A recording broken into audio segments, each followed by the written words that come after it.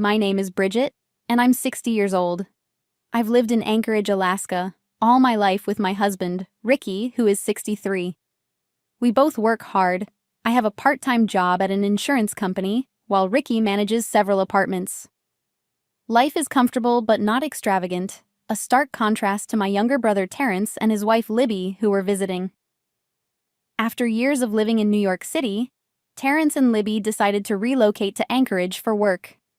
They called me one evening to let me know they'd be staying at our house temporarily while they looked for a place of their own.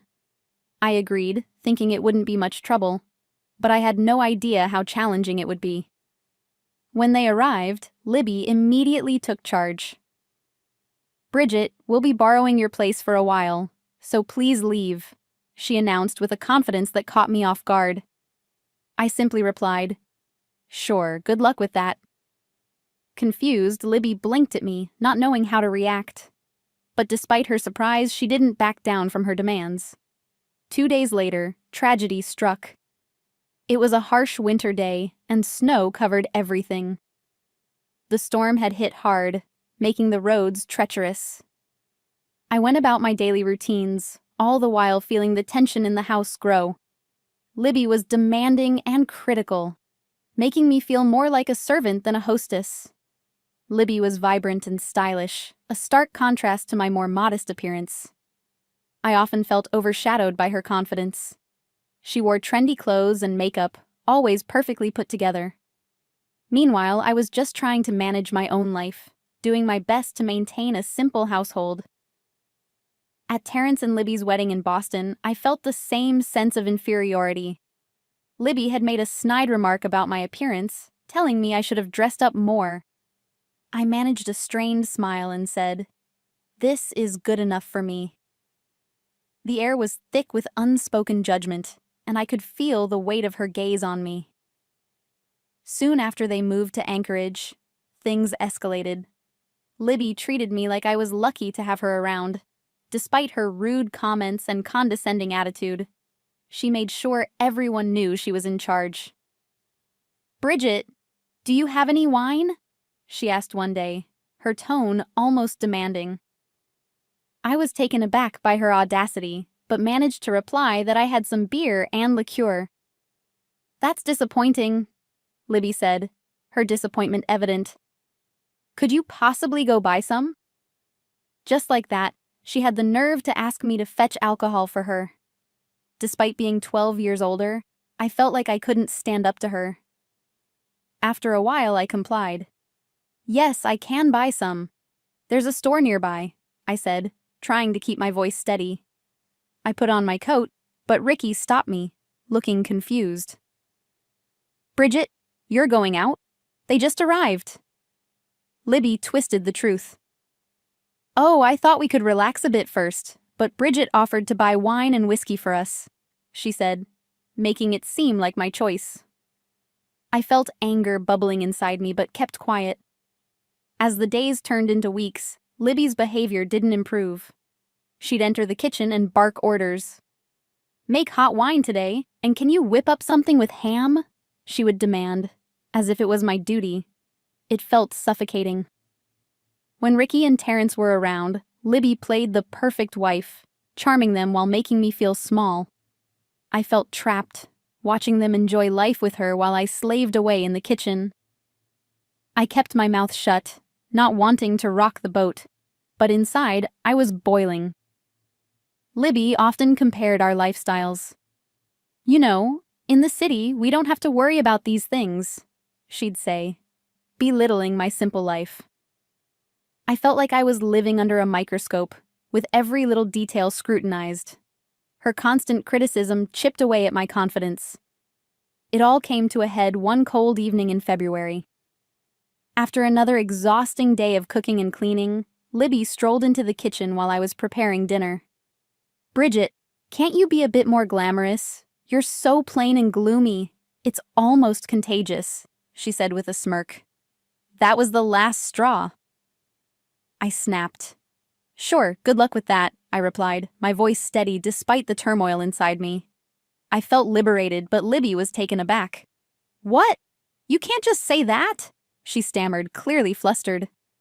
Not wanting to engage further, I grabbed my things and stormed out. "I'm heading to my brother's," I announced. I left the house that night, leaving behind the chaos that had consumed me for weeks. The snow was deep, making it hard to walk, but I didn't care. I needed to escape. Arriving at Bert's apartment, my older brother, I broke down in tears. "I can't go back," I sobbed. I never imagined I'd be treated so poorly, especially by someone younger. Bert, ever the kind and reliable man, assured me I could stay as long as I needed. A couple of days passed, and I began to feel somewhat at ease. I didn't have to deal with Libby's demands or criticisms. I was finally free. But then, my phone rang. It was Ricky. "Bridget, where are you? Libby has had an accident." My heart raced. "What happened?" I asked, panic rising. Ricky sounded frantic. "Terrence is away, and I can't leave a dinner meeting. You're the only one who can go check on her." I agreed, my stomach churning with dread as I hailed a taxi to the hospital. The snow was falling heavily as I arrived, and I could feel the tension in the air. After a long wait, I finally saw Libby being wheeled into a private room, bandaged and broken. "Bridget, I'm so sorry," she cried as soon as she saw me. "I might be done for. Please help me. I'm too embarrassed to ask Ricky or Terrence." Her eyes were filled with fear, and I could see the vulnerability beneath her usual bravado. I took a deep breath, trying to mask my emotions. "What exactly happened?" I asked, keeping my voice steady. Libby hesitated, tears spilling down her cheeks. I didn't realize how hard the snow shoveling would be. I was in such a rush to get to work. As she explained the details, I felt a strange sense of relief mixed with sympathy.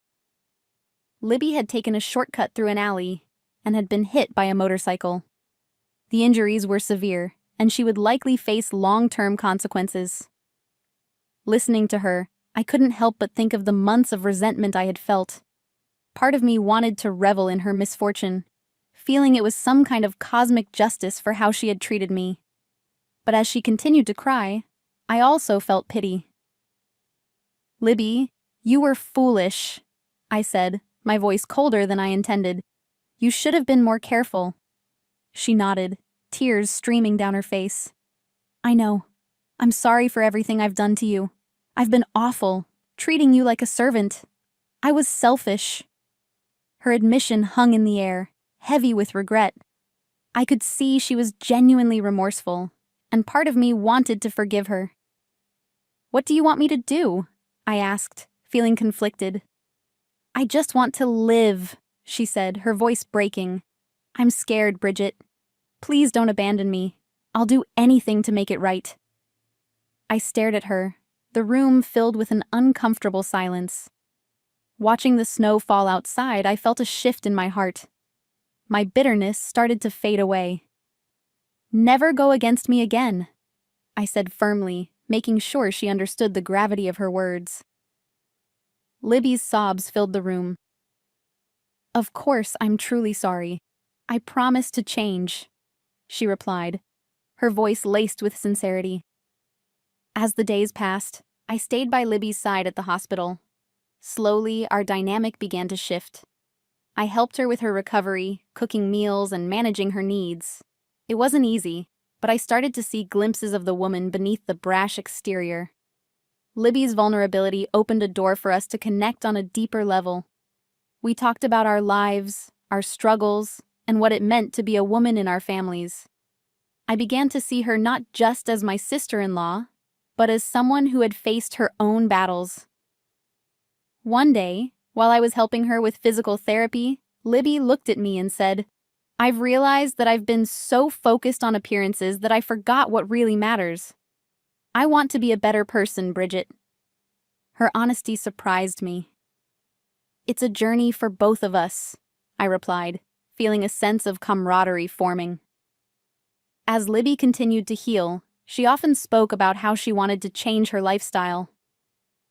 "I need to learn to appreciate the little things, like family and friendships," she said, her eyes shining with newfound determination. I couldn't help but admire her resilience.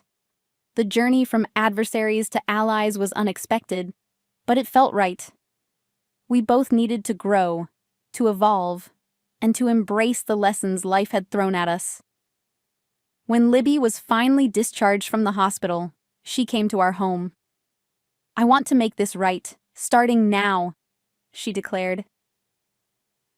I watched as she approached the kitchen, determined to prepare dinner. "Are you sure?" I asked, smiling slightly. "You've been through so much." She chuckled, brushing off my concern. "I can do this. Let's turn over a new leaf together." As we cooked, I felt a warmth spreading between us, a sense of unity that had been absent for so long. We laughed and shared stories, and for the first time, it felt like we were building a genuine relationship. From that day on, things began to change in our household. Libby no longer treated me like a subordinate. Instead, we became partners, supporting each other and celebrating our victories, both big and small. In time, Terrence found a place for them to live. They moved out, and I thought I'd miss Libby's presence, but the newfound bond we had forged brought comfort. I realized that sometimes adversity can lead to growth and deeper connections.